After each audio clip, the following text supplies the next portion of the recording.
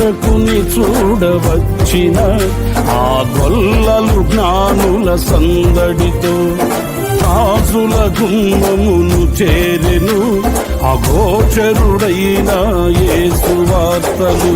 సింహ స్వప్నమై నిలిచెనుగా, సింహాసనములు వదిరెనుగా, శిరము వంచి శ్రీమంతునికి సాటి లేరని కొలిచిరిగా.